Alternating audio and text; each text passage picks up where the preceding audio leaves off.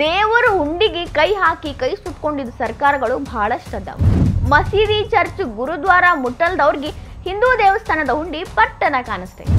ಹಿಮಾಚಲ ಪ್ರದೇಶ ಸರ್ಕಾರ ಗ್ಯಾರಂಟಿಯಿಂದ ಸೋತು ದೇವರ ಮೊರೆ ಹೋಗಿ ಹುಂಡಿಗೆ ಕೈ ಹಾಕಿ. ಈಗ ಹೈಕೋರ್ಟ್ ಹೇಳೈತಿ ದೇವಸ್ಥಾನದ ದುಡ್ಡನ್ನ ದೇವಸ್ಥಾನಕ್ಕಷ್ಟ ಬಳಸಬೇಕು ಅಂತ. ಆಂಧ್ರ ಪ್ರದೇಶ, ತಮಿಳುನಾಡು, ಕೇರಳ ಇಲ್ಲಿ ಎಲ್ಲಾ ಕಡೆನೂ ದೇವಸ್ಥಾನಗಳ ಹುಂಡಿ ಕೈ ಹಾಕಿದವ್ರ ಲೆಕ್ಕ ಬಹಳ ದೊಡ್ಡದು. ಇನ್ನು ಮುಂದಾದ್ರೂ ದೇವ್ರ ದುಡ್ಡನ್ನ ದೇವ್ರಿಗೆ ಬಳಸೋ ಕೆಲಸ ಆಗ್ತೈತೇನು ನೋಡ್ಬೇಕಾಗಿದೆ. ಹಿಮಾಚಲ ಪ್ರದೇಶ ಸರ್ಕಾರ ದೇವಸ್ಥಾನದ ಹುಂಡಿಗೆ ಕೈ ಹಾಕಿತ್ತು. ಗ್ಯಾರಂಟಿ ಯೋಜನೆಗಳನ್ನ ಕೊಟ್ಟು ತನ್ನ ಖಜಾನೆ ಖಾಲಿ ಮಾಡ್ಕೊಂಡಿದ್ದ ಈ ಹಿಮಾಚಲ ಪ್ರದೇಶ ಸರ್ಕಾರಕ್ಕೆ ಏನು ಮಾಡಬೇಕು ಅಂತ ಗೊತ್ತಾಗಿಲ್ಲ. ಬಿಕ್ಕಟ್ಟು ಬಿಕಾರಿಯಾಗಿ ನಿಂತಿದ್ದಾಗ ದೇವಸ್ಥಾನದ ಹುಂಡಿ ಕಾಣಿಸ್ತು. ಸಂಕಟ ಬಂದಾಗ ವೆಂಕಟರಮಣ ಅಂತಾರಲ್ಲ, ಹಂಗ ದೇವ್ರ ಹುಂಡಿ ಮೇಲೆ ಕೈ ಹಾಕಿ ಅದ್ರ ಹಣಗಳನ್ನು ತಮ್ಮ ಯೋಜನೆಗಳಿಗಾಗಿ ಬಳಸ್ಕೊಂಡ್ರು. ಇದು ಭಾಳಷ್ಟು ಚರ್ಚೆ ಆಯ್ತು, ಕೋರ್ಟ್ಗೂ ಹೋತು. ಹಿಮಾಚಲ ಪ್ರದೇಶ ಹೈಕೋರ್ಟ್ ಹಿಮಾಚಲ ಪ್ರದೇಶ ಸರ್ಕಾರಕ್ಕೆ ತರಾಟೆ ತಗೊಂತು. ನೀವು ಹೆಂಗೆ ಬಳಸ್ಕೊಂಡ್ರಿ? ನಿಮಗೆ ಕಾನೂನು ಗೊತ್ತಿಲ್ಲೇನು? ದೇವಸ್ಥಾನದ ಹುಂಡಿ ಆಯಿತು, ದೇವಸ್ಥಾನದ ಯಾವುದೇ ಮೂಲದಿಂದ ಬಂದಂತಹ ಹಣವನ್ನಾಗಲಿ ಆಸ್ತಿಯನ್ನಾಗಲಿ ಸರ್ಕಾರ ತನ್ನ ಸ್ವಂತ ಖರ್ಚಿಗೆ ಬಳಸೋ ಹಂಗಿಲ್ಲ. ಬರೀ ದೇವಸ್ಥಾನದ ಜೀರ್ಣೋದ್ಧಾರ, ದೇವಸ್ಥಾನಕ್ಕೆ ಸಂಬಂಧಪಟ್ಟ ಕೆಲಸ ಕಾರ್ಯ, ಅನ್ನಪ್ರಸಾದ ಆಗಿರ್ಬೋದು, ದಾನ ಆಗಿರ್ಬೋದು, ಧರ್ಮ ಆಗಿರ್ಬೋದು, ಅದಕ್ಕೆ ಮಾತ್ರ ಬಳಸಬೇಕು. ನೀವು ಹೆಂಗೆ ಬಳಸ್ಕೊಂಡ್ರಿ ಅಂತ ತರಾಟೆಗೆ ತಗೊಳ್ಳೋದ್ರ ಜೋಡಿ ಇನ್ನು ಮುಂದೆ ಮುಂದುವರೆದ್ರ ಅಪರಾಧ ಅಂತ ಪರಿಗಣಿಸಿ ಜೈಲು ಶಿಕ್ಷೆ, ದಂಡ ವಿಧಿಸಬೇಕಾಗ್ತೈತಿ ಅಂತ ಖಡಕ್ ವಾರ್ನಿಂಗ್ ಮಾಡೈತಿ. ಹಿಮಾಚಲ ಪ್ರದೇಶ ಒಂದೇ ಅಲ್ರಿ, ನಮ್ಮ ದೇಶದ ಬಹಳಷ್ಟು ರಾಜ್ಯ ಸರ್ಕಾರಗಳು ದೇವಸ್ಥಾನದ ಹುಂಡಿ ಕೈ ಹಾಕಿ ಕೈ ಸುಟ್ಕೊಂಡಿದ್ದು ಉದಾಹರಣೆಗಳದಾವ. ತಮಿಳುನಾಡು ಒಳಗ ದೇವಸ್ಥಾನದ ದುಡ್ಡನ್ನ ಆಸ್ತಿಯನ್ನ ಕಾಪಾಡಬೇಕಂತ ಇದ್ದಿದ್ದು HR&C ಅದರ ದುರುಪಯೋಗ ಮಾಡ್ಕೊಂಡ್ಬಿಟ್ಟಿತ್ತು. HR&C ಅಂದ್ರ Hindu religious and charitable endowment department. ಈ ಡಿಪಾರ್ಟ್ಮೆಂಟ್ ಕೆಲಸ ಏನು ಅಂದ್ರೆ ಹಿಂದೂ ದೇವಸ್ಥಾನಗಳ ಜೀರ್ಣೋದ್ಧಾರ ಮಾಡೋದು, ಅದರಿಂದ ಬಂದ ಹಣವನ್ನು ಕರೆಕ್ಟಾಗಿ ಇಡೋದು, ಅದರ ಬಳಕೆ ಮಾಡೋದು, ಸರಿಯಾದ ಪ್ರಮಾಣದಲ್ಲಿ ಲೆಕ್ಕ ಇಡೋದು, ಇದೆಲ್ಲ ಕೆಲಸ ಇದ್ರದ್ದು. ಇದಾ ಡಿಪಾರ್ಟ್ಮೆಂಟ್ ದುರುಪಯೋಗ ಮಾಡ್ಕೊಂಡ್ಬಿಟ್ಟಿತ್ತು ತಮಿಳುನಾಡು ಒಳಗೆ. 1.46 ಕೋಟಿ ರೊಕ್ಕವನ್ನು ದೇವಸ್ಥಾನದಿಂದ ಬಂದ ರೊಕ್ಕ ತನ್ನ ಸ್ವಂತ ಖರ್ಚು, ಕಾರು, ಕಂಪ್ಯೂಟರು ಖರೀದಿ ಮಾಡಕ್ಕೆ ಬಳಸ್ಕೊಂಡಿತ್ತು. ಇದು SIT ತನಿಖೆ ಒಳಗೆ ಇನ್ನ ತನಕ ನಡೆಯಕತ್ತೈತಿ.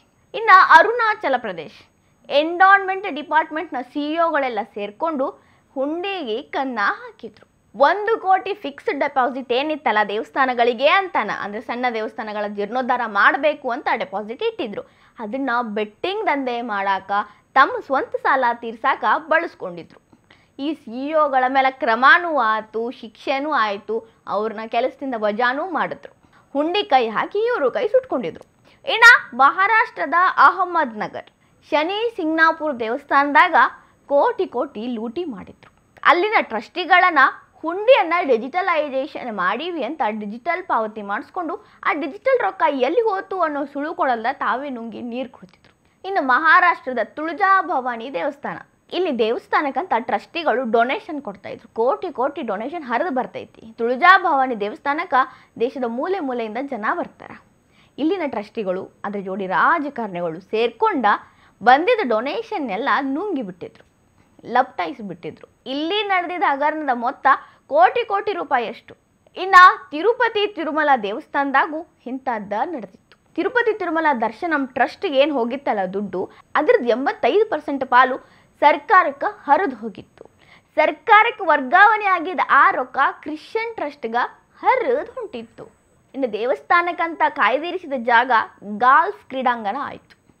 ಈ ರೀತಿ ಎಲ್ಲ ಹಗರಣಗಳು ಬೆಳಕಿಗೆ ಬರ್ತಿದ್ದಂಗನ ಇಲ್ಲ ಇದು ಮೊದಲಿಂದ ನಡ್ಕೊಂಡು ಬಂದೈತಿ ಅನ್ನೋ ಸುಳ್ಳು ಮಾಹಿತಿ ಕೊಟ್ಟರು. ಈ ಕೇಸಿನ ಕೋರ್ಟ್ ಒಳಗೆ ನಡೆಯಕತ್ತೈತಿ. ಇನ್ನು ಶಬರಿಮಲೆ ದೇವಸ್ಥಾನದ ದ್ವಾರಪಾಲಕರ 2 ಮೂರ್ತಿಗಳನ್ನು ಬಂಗಾರದಿತ್ತು. ವಿಜಯ್ ಮಲ್ಯ 42.8 kg ಚಿನ್ನ ಕೊಟ್ಟು ಆ 2 ಮೂರ್ತಿಗಳನ್ನ ಮಾಡಿಸ್ಕೊಡ್ರಿ ಅಂತ ಕೊಟ್ಟಿದ್ರಂತ.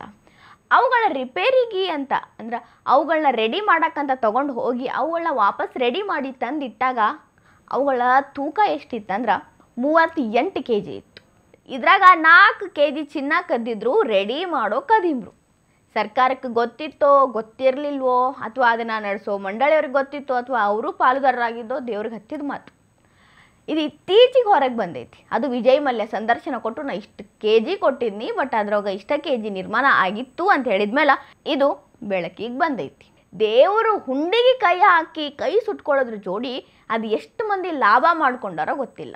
ಮಸೀದಿ, ಚರ್ಚ್, ಗುರುದ್ವಾರಗಳ ಹುಂಡಿಗೆ ಕೈ ಹಾಕಾಕ ಅಂಜೋರು ಹಿಂದೂ ದೇವಸ್ಥಾನ ಹುಂಡಿ, ಹಿಂದೂ ದೇವಸ್ಥಾನದ ಆಸ್ತಿ ಅಂದ್ರೆ ಪಟ್ಟಣ ಮುಂದೆ ಬಂದು ನಮ್ದು ಅಂತಾರೆ.